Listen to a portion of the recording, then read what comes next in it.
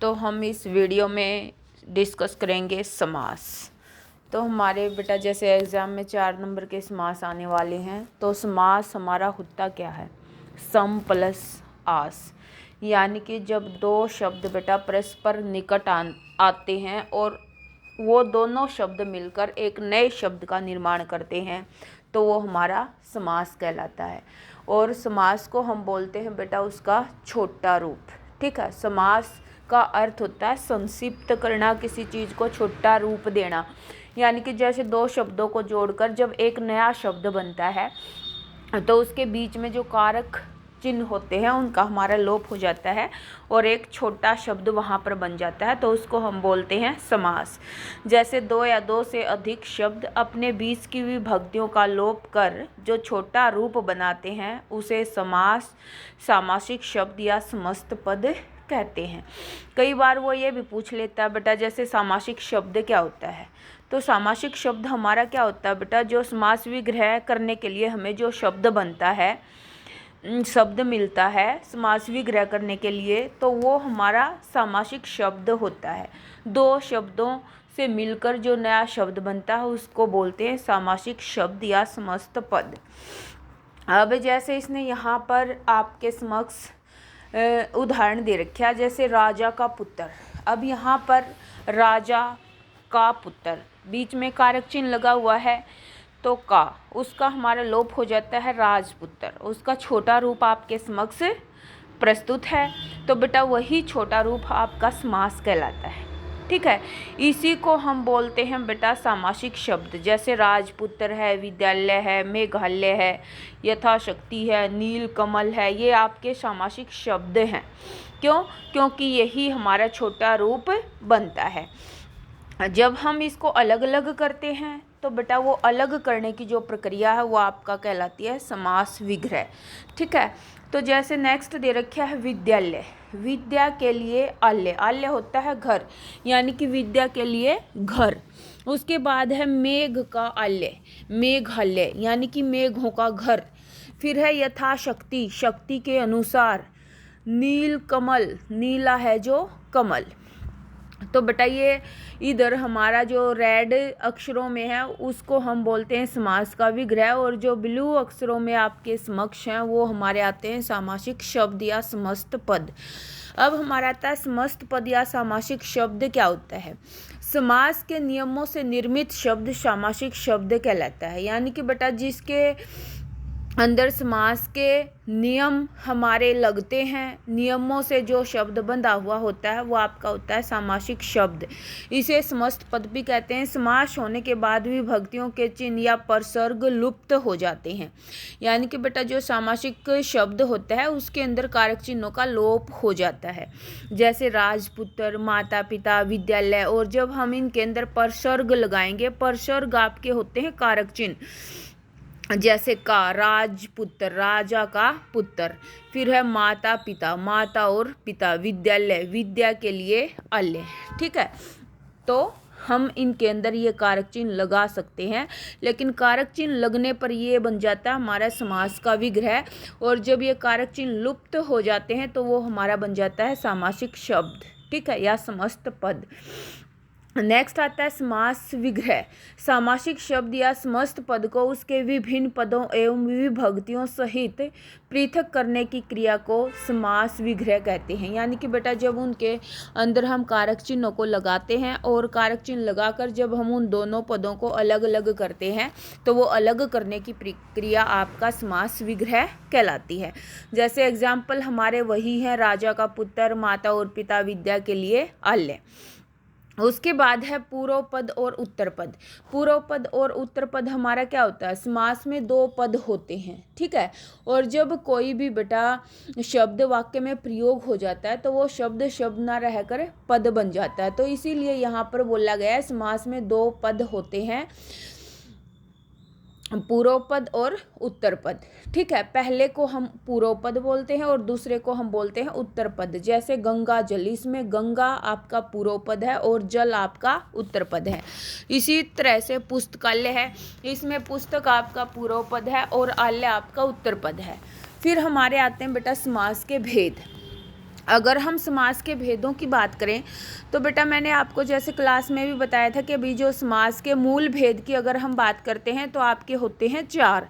अव्ययी भाव समास, तत्पुरुष समास, बहुव्रीहि समास, द्वंद्व समास। ठीक है। और जो द्विगु और कर्मधारय समास हैं ये हमारे बेटा पहले तत्पुरुष समास के भेद होते थे। अब भी इसके अंदर क्वेश्चन पूछा जाता है कि भाई पद की प्रधानता के आधार पर तत्पुरुष समास के कितने भेद होते हैं, तो वो हमारे 2 होते हैं, द्विगु और कर्मधारय।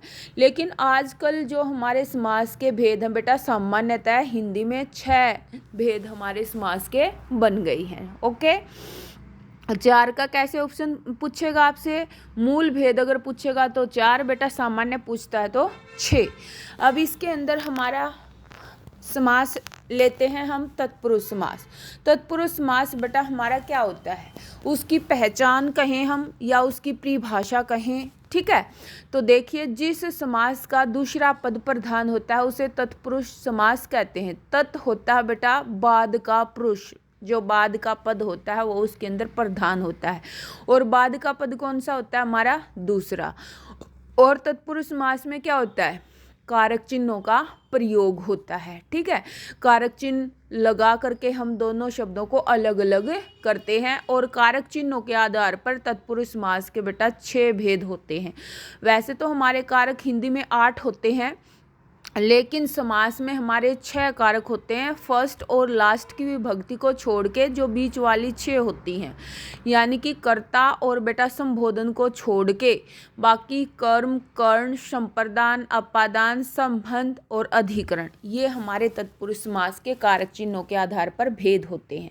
जैसे हम एग्जाम्पल लेते हैं इसमें से एक, जैसे ग्रामगत, ग्राम को गया, यहाँ पर कर्म कारक का चिन्ह लगा हुआ है। नेक्स्ट है हस्तलिखित, हस्त से लिखित। ठीक है। फिर है हवन सामग्री, हवन के लिए सामग्री, ये हमारा संप्रदान तत्पुरुष हो गया। नेक्स्ट कहता है देश निकाला, देश से निकाला।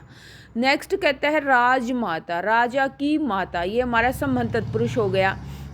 उसके बाद कहता है वनवास, वन में वास, ये हमारा अधिकरण तत्पुरुष हो गया।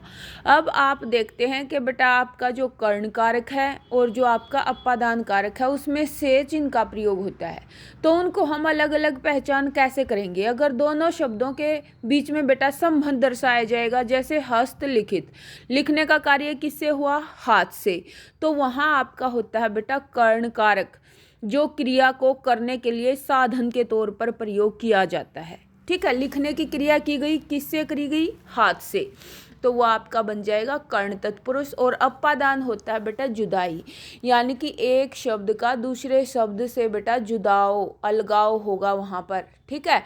जैसे देश से निकाला, उसको देश से निकाल दिया गया, देश से उसको अलग कर दिया गया, तो वो हमारा होता है अपादान तत्पुरुष।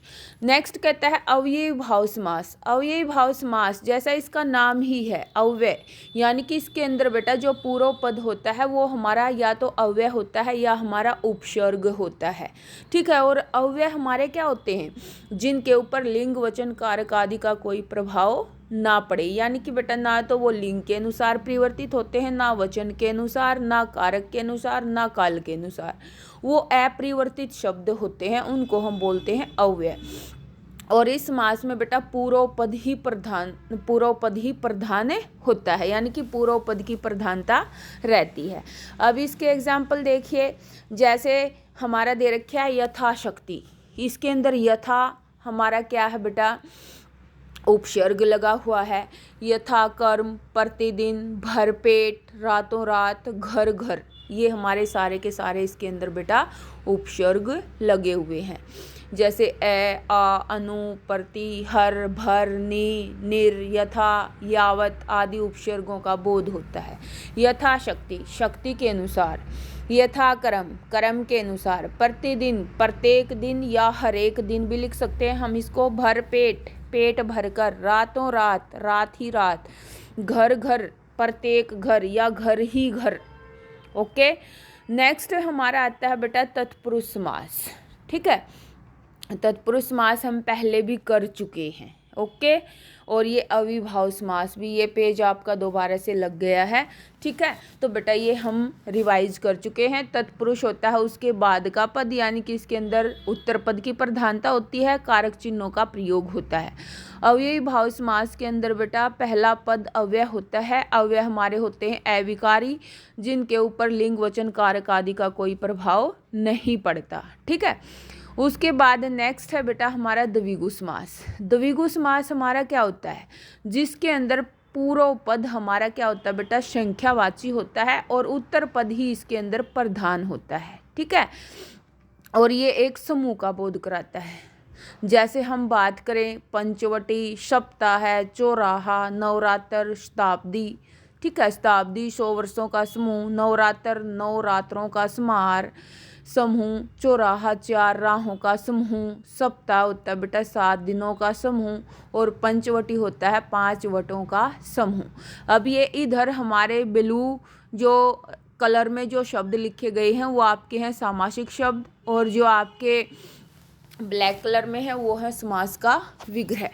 नेक्स्ट हमारा इसके अंदर आता है बेटा द्वंद्व समास। द्वंद्व यानी कि द्वंद्व होता है बेटा लड़ाई झगड़ा होना, और लड़ाई झगड़ा किस चीज़ का होता है बेटा, प्रधानता का होता है। तो दोनों पदों को ही क्या किया जाता है, यहाँ प्रधानता दे दी जाती है, ठीक है।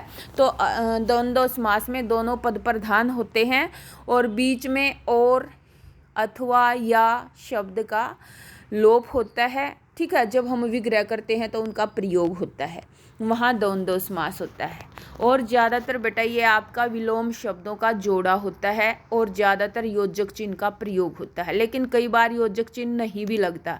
जैसे इसके अंदर आपका एग्जाम्पल दे रखा है जलवायु शीतोष्ण, ठीक है, शीत या उष्ण। और बेटा ज़्यादातर क्या है कि भी दोनों पद इसके अंदर प्रधान होते हैं और ज़्यादातर इसके अंदर योजक चिन्ह का प्रयोग होता है, लेकिन कई बार नहीं भी होता और विलोम शब्दों का पेर होता है, ठीक है। तो वो हमारा इसके अंदर प्रयोग होता है। नेक्स्ट इसके अंदर कहता है आपका, नेक्स्ट हमारा समास आता है कर्मधारय। कर्मधारय हमारा क्या होता है, यह भी हमारा एक तत्पुरुष समास का भेद है पद की प्रधानता के आधार पर। तो बेटा क्या होता है कर्मधारय समास के अंदर, कर्मधारय समास को तुलनात्मक समास के नाम से भी जाना जाता है, ओके। और इसके अंदर बेटा क्या होता है, दोनों पदों के बीच में विशेषण विशेष्य उपमान उपमेय का संबंध पाया जाता है। यानी कि एक शब्द आपका विशेषण है तो दूसरा आपका विशेष्य रहेगा, एक शब्द आपका उपमेय है तो दूसरा आपका उपमान रहेगा, ठीक है। जैसे हमारा आता है बेटा महात्मा, महान है जो आत्मा, पीताम्बर, पीत है जो अंबर, नील कमल, नीला है जो कमल, महापुरुष, महान है जो पुरुष, सज्जन, सत है जो जन, ओके। तो बेटा क्या बताया हमने कर्मधारय समास के बीच के अंदर जो हमारे दो पद होते हैं पूर्व पद और उत्तर पद, उन दोनों में विशेषण विशेष्य, यानी कि एक शब्द विशेषण है तो दूसरा आपका विशेष्य होगा, या फिर उपमान और उपमेय, यानी कि एक शब्द उपमेय है तो दूसरा हमारा उपमान होगा। तो उन दोनों पदों के बीच में विशेषण विशेष्य उपमान उपमेय का संबंध पाया जाता है, ओके। तो वो हमारा होता है कर्मधारय समास। अब नेक्स्ट आता है बेटा हमारा बहुव्रीहि। बहुव्रीहि यानी कि बेटा बहु जिसके अंदर प्रधान होती है। बहु कौन होती है, कोई बाहरी व्यक्ति होता है, यानी कि ना तो सास की चलती है, ना ससुर की चलती है, ना पति की चलती है, तो कोई अन्य पद इसके अंदर प्रधान होता है। यानी कि बेटा इस समास में तीसरा पद प्रधान होता है, ना तो पूर्व पद की प्रधानता रहती है और ना ही उत्तर पद की, बल्कि अन्य पद या तीसरा पद प्रधान होता है।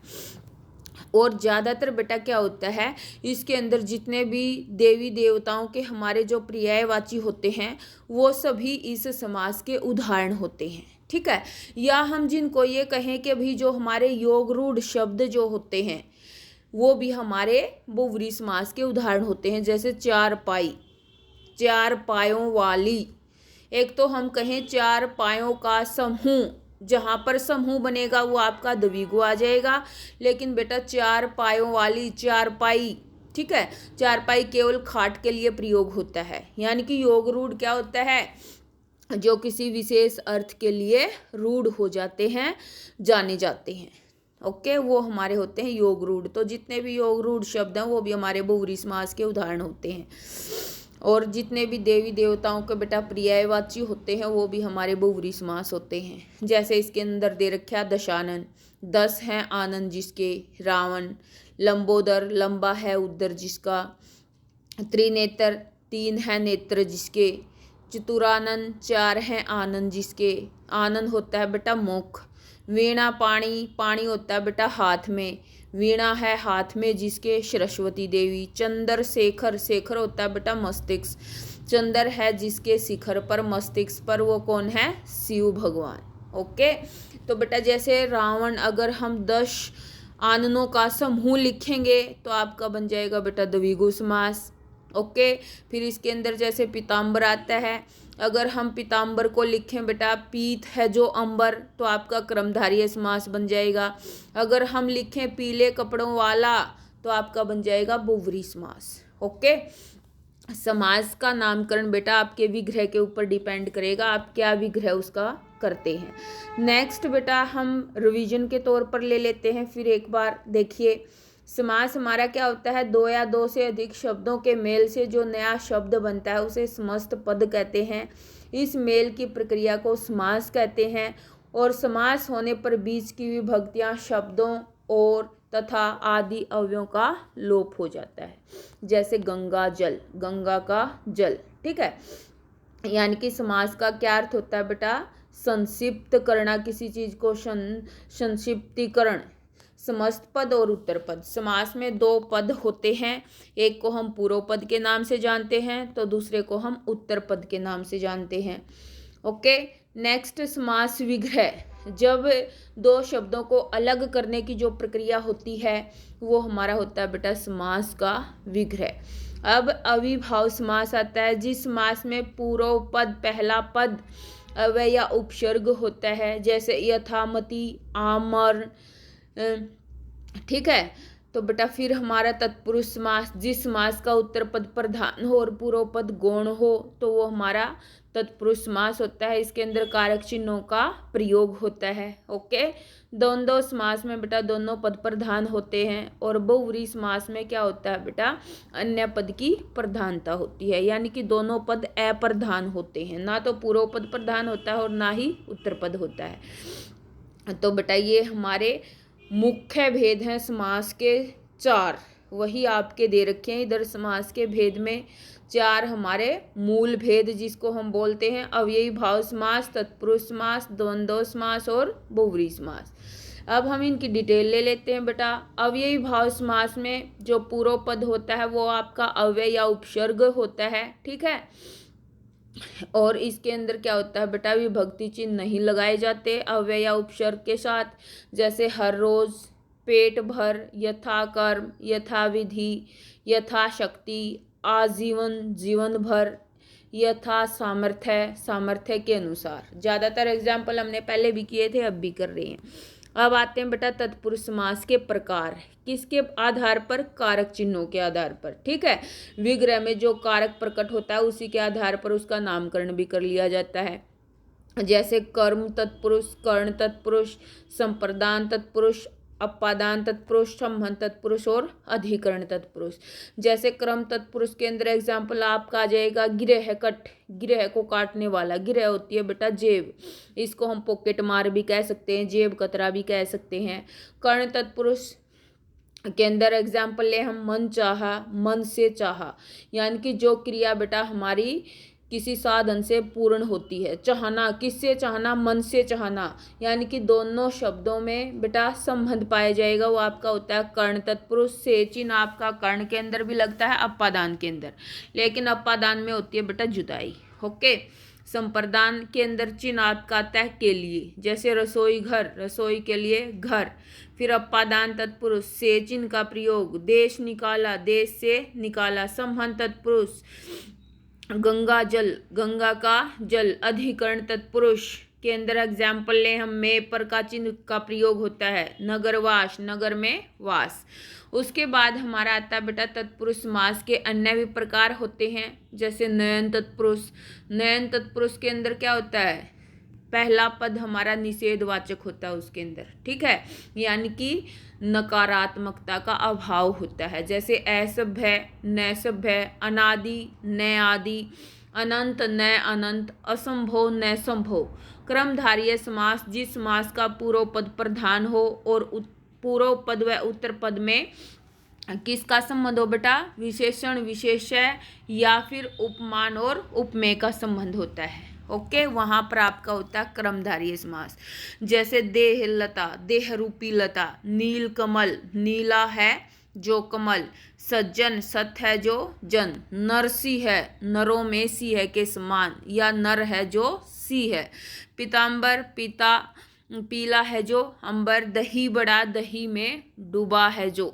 ओके, नेक्स्ट हमारा आता है द्विगु समास। द्विगु समास हमारा क्या होता है, पूर्व पद हमारा संख्यावाची होता है बेटा यहाँ पे, ठीक है, तो वहां पर द्विगु समास होता है, उत्तर पद की प्रधानता होती है।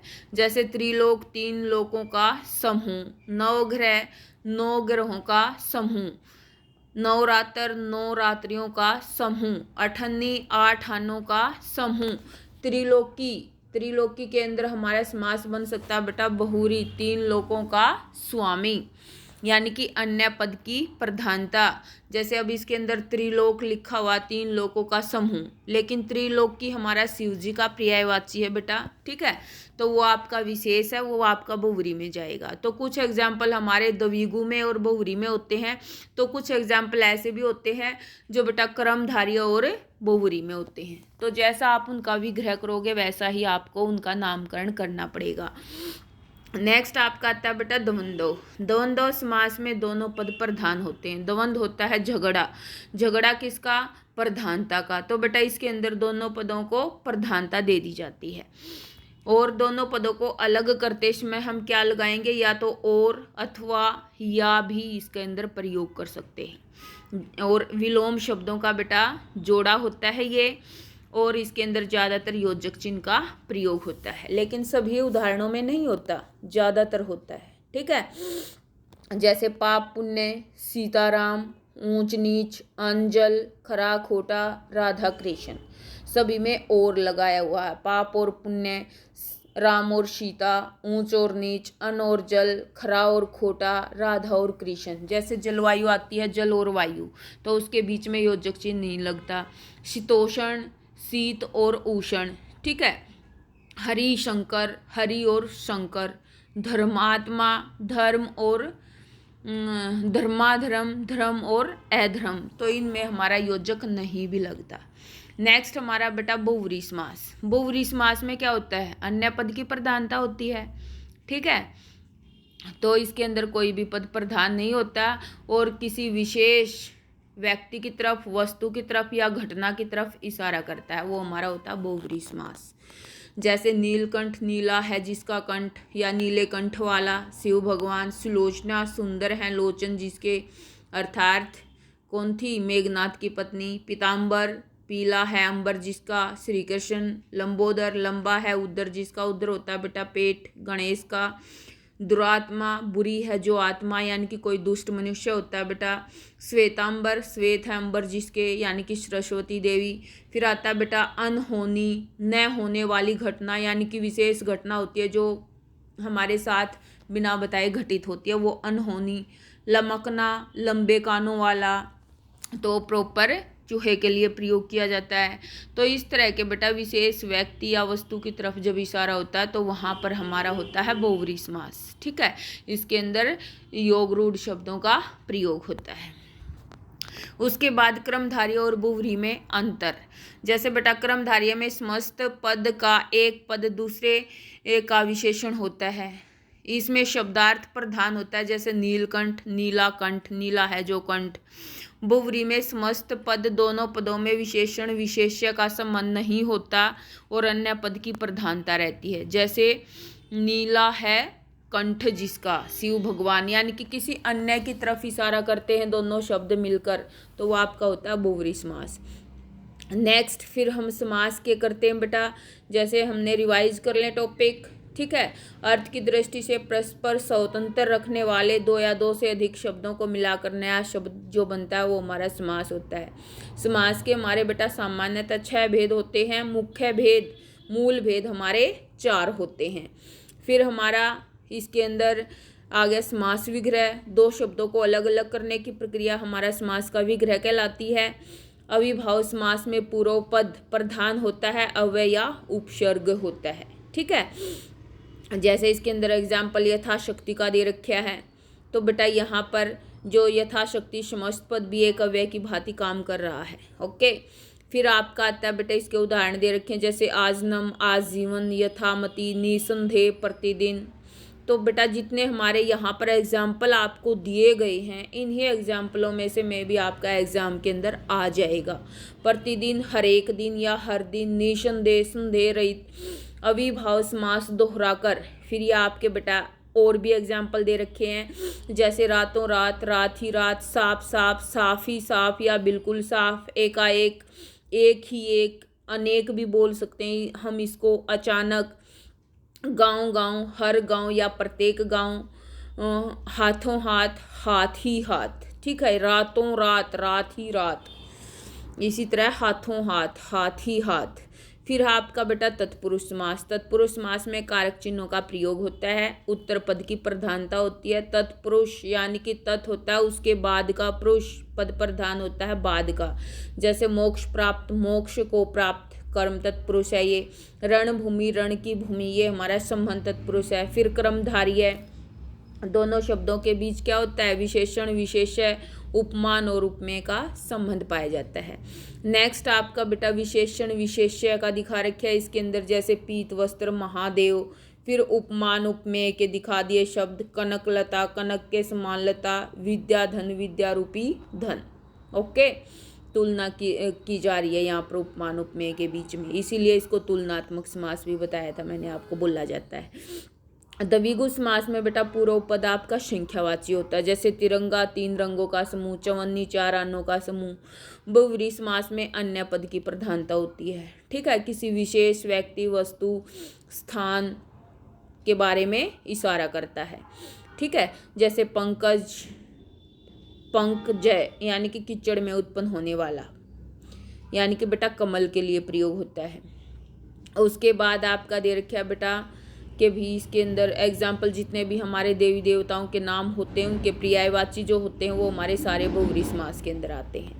नेक्स्ट आपका फिर एग्जाम्पल दे रखा है, चक्रधर, चक्कर को धारण करने वाला, विष्णु भगवान, पीताम्बर, पीले वस्त्रों वाला। तो बेटा ये हमारे समास का टॉपिक था, जितने यहाँ पर उदाहरण दिए गए हैं तो उनको ध्यान से कर लेना।